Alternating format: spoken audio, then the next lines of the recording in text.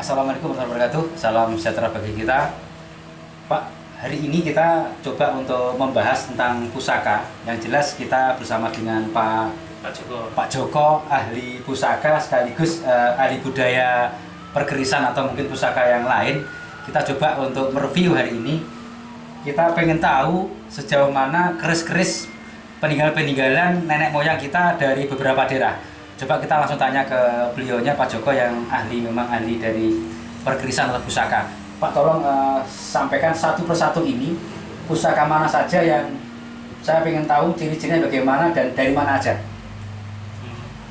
Ya, kalau tidak dari ini ya, ini bisa mewakili pusaka Nusantara. Langsung tarik aja, Pak. Tarik saja.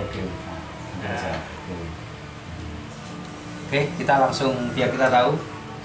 Ini kalau menurut saya ini buatan Pusupo. Ya. Jadi Pusupo era Majapahit, ya, Majapahit akhir berarti masih saudara dengan Sunan Kalijogo.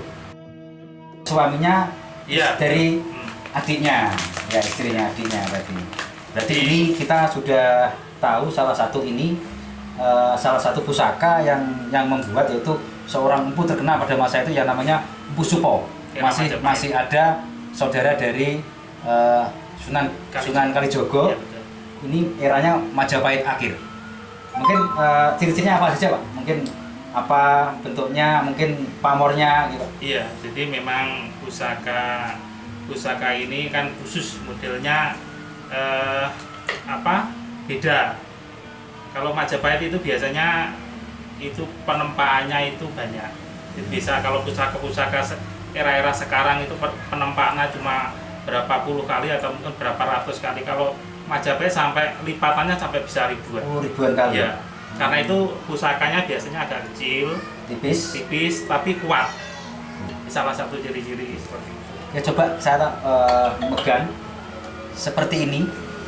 Ini pusaka Empu Supo. Baru kali ini saya megang pusaka yang dibuat oleh Empu Supo.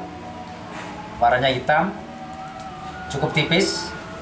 Keterangan dari Pak Joko, ini memang penempaannya itu ribuan besi yang dijadi satu ditempa seperti ini. Memang kuat hasilnya. Lipatannya sampai ribuan. Istimewa. 1001 pemiliknya. Coba Pak, coba yang lain, kita pengen tahu pusaka lain yang Pak Joko yang akan kita buka. Ini pusaka mana, Pak? Ini pusaka Blambangan. Blambangan. Nah, berarti jadi tetap eranya era Majapahit. Kalau Blambangan Ya, masih Majapahit akhir Blambangan. ya bisa. Ya, Majapahit akhir bisa. Karena Blambangan kan daerah pesisir. Betul, Daerah ya. pesisir. Jadi kalau sekarang Banyuwangi. Oh, Banyuwangi. Nah, jadi ya karena itu besinya agak karena sana kan dekat pesisir, dekat laut. Oh, gitu. Nah, jadi pusakanya itu biasanya ya ada unsur asin di besinya. Itu memang agak beda, khas gitu. Nah. Mungkin perbedaan antara dengan Majapahit tadi dengan Blambangan itu apa? Beda. Ini ya mungkin dari pamornya ya mungkin bisa kita buka. Ini pamornya full pamor. Terus rinciannya Ini pemirsa, yang jelas pamornya penuh ya, penuh dengan pamor ya. Kulit semongko ya? iya, kulit semongko. Segini Kayak banyak. kulit semongko. Ini perbedaan dengan pusaka dengan Majapahit. Kalau wilayah Blambangan atau sekarang Banyuwangi itu pusakanya itu penuh dengan yang putih itu apa namanya? Pamornya ini. Ya, Nah, pamor ini biasanya yang membedakan besi-besi antara Majapahit dengan era Blambangan. Kalau sekarang katakan Banyuwangi, Pak ya? Banyuwangi. Jadi kalau pamor kena warangan nanti warnanya putih. Sedangkan kalau besi nanti warnanya hitam. Sedangkan kalau baja nanti warnanya agak abu-abuan. Jadi ada 3 unsur itu. Jadi misalnya sebuah pusaka itu ada unsur, jadi antara besi, terus baja, dan juga pamor. Kemudian yang lain, Pak, yang mungkin yang beda lagi yang mungkin daerah mana mungkin yang membedakan dengan lain? Ini ada itu yang luar Jawa itu. Luar Jawa. Ya, ini mungkin Pemirsa, ternyata ada juga di Nusantara ini tiap daerah itu nggak sama pusakanya. Coba kita langsung Pak Joko biar memperlihatkan salah satu pusaka dari luar Jawa. ini ciri khasnya kayak rangkanya sudah khas. Ini dari mana Pak? Ini Palembang ini. Ya, dari Palembang ini. Ini seperti kepala burung ya, Iya. kepala burung. Jadi khas. Jadi modelnya memang khas. Berarti perbedaannya dengan wilayah Jawa di Iya, sana berbeda. iya, di situ beda. ya? Mungkin dalamnya Pak, coba sama Juga nggak? beda. Mungkin jangan bisa lihat itu khas juga. Ini nanti kayak besinya, pastinya agak pendek juga. Jadi Oke. Ini keterangan dari Pak Joko ini dari Palembang. Juga kita yang membedakan itu peksinya Pak ya. peksi juga Berbeda. model bentuknya Modelnya pusaka juga terlalu apa? Ya, khas sangat anu ya, nggak terlalu. kasana memang beda. Ya, kasananya berbeda ya. Ya. Seninya berbeda juga. Beda. Nah, berarti penempaannya juga berbeda dan pamor-pamornya juga sistem caranya buat pamor di tengah itu ada garisnya, khususnya di tengah, yang di pinggir-pinggir nggak ada. Dan ini kayaknya memang budaya penempaannya mungkin sudah berbeda dengan wilayah yang ada di Pulau Jawa.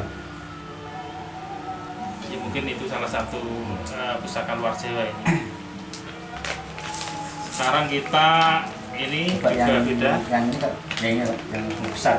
Nah, ini justru dari daerah Jawa Barat ini. Jawa Barat. Ya, tepatnya mungkin Cirebon atau Pajajaran. Ya. Seperti ini. Jadi kita sebagai istilahnya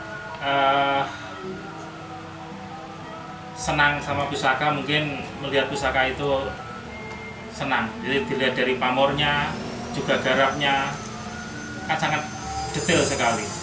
Jadi kalau kita ambil dari ciri-ciri khas perbedaan antar daerah, memang ada perbedaan dan ini pun juga sangat berbeda dengan khas yang ada di Jawa Timur atau Jawa Tengah. Jadi ini memang khasnya dari Jawa Barat ya, daerah Cirebonan, Pajajaran itu hampir sama. Ya, bentuknya pun juga Khas kelihatannya mirip, tapi ada kalau kita jeli Iya. ada perbedaan. Sor-sorannya kan tetap Ya. beda. Ya betul, Khas itu. sor-sorannya juga ada khasnya sendiri-sendiri. Khas, ya. Ada pusaka satu lagi yang kelihatannya dari mana Pak? Sedayu. Sedayu. Ya. Berarti era Mataram Selama atau mungkin Majapahit akhir. Ya lo bisa Majapahit Akhir ya kalau Sedayu. Iya, Sedayu. Ya. Ya gimana pun Sedayu kan juga pengaruh dari pusaka Jawa Ya, Timur. kota kuno. Kalau sekarang Sedayu itu mana? Gresik lah. Gresik. Iya. Ya. Wilayah daerah pesisir ya. Jadi di sini warnanya semuanya hitam, penuh dengan hitam besinya. Ya. Dan di sini apa namanya racian ya? Iya. Ininya Itu ininya sangat yang membedakan. iya, kayak lutut urang. Ya. Ini yang biasanya lurus. Kalau nggak lurus biasanya agak nekuk sedikit, tapi ini tekuannya sangat nekuk ya, nggak sama. Ini yang membedakan ciri khas dengan pesisir daerah Sedayu atau Gresik kalau sekarang. Dan yang sebelah sini juga sama, cukup kecil sekali. Nah ini penempaannya juga kelihatannya berbeda dengan sistem caranya. Nah, dan di tengah ini keris ini lubang pecah. Nah seperti ini. Itu lubang itu karena Iya. penempaan itu. Iya. Jadi kemungkinan ini penempaannya mungkin kurang Agak bagus, pas. ya. Terus mungkin tekuan lipatan itu kurang kuat, akhirnya pecah pada saat pembuatan. Jadi ini kurang sempurna pusakanya. Walaupun nggak sempurna, tapi ini sudah menceritakan sebagai budaya Nusantara milik. Kadang-kadang justru nasional. ada yang kurang ada kelainan itu yang dicari. Oh gitu. Ya. Iya. Biasanya memang yang Justru aneh-aneh itu aneh. yang dicari-cari ya. Nah, namanya Atau biasanya mungkin pamengkang kalau jagat. orang itu ya itu keris pamengkang jagat. Ya, kalau nyari tanah ya cari pusaka ini. Nah, ya kan. Kalau itu orang yang ya senang dengan pusaka seperti itu. Gak apa-apa, yang penting kita bangga dengan peninggalan budayaan nenek moyang kita. Kita yang penting kita istilahnya itu Melestarikan gitu. budaya. Walaupun kita akan sama-sama belajar, kita ya seperti ini kan ilmu kan sifatnya berkembang. Iya. Jadi seperti ini, seperti yang saya pegang ini. Naga Nah, siluman. ini naga siluman yang di ujung mulutnya naga ini ada Emasnya. ada emasnya. Semut ini. emas itu. Nah, ada emasnya jelas. Nah, seperti ini istimewanya. Kali ini iranya apa, Pak? Mataram Islam ya. Mataram Islam berarti arah antara Sultan Agung atau mungkin setelah Sultan Agungnya ya. Ya, masa itu. Mantap. Yang terakhir ini. Monggo ini juga naga siluman. Ini juga sama, tapi Cuma ini kita banyak tinatah emasnya sama ada kuningan ya, tembaganya. Dia campuran. Tapi campuran emas dengan tembaga. Selotnya merah. Atau pengertian kalau kita mengambil dari bahasa orang budaya pekerisan itu namanya emas budo Iya. atau emas kabudan. Ya, Campuran seperti ini. sama Ya, campuran tembaga seperti ini. biasanya. Mantap. Pamornya juga bagus, ron gedulung.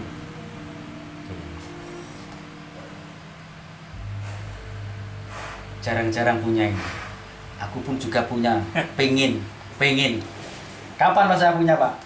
Ini sudah megah. Sudah bukan, tapi belum tentu punya. Oke. Insya Allah bisa yang lebih bagus. Amin.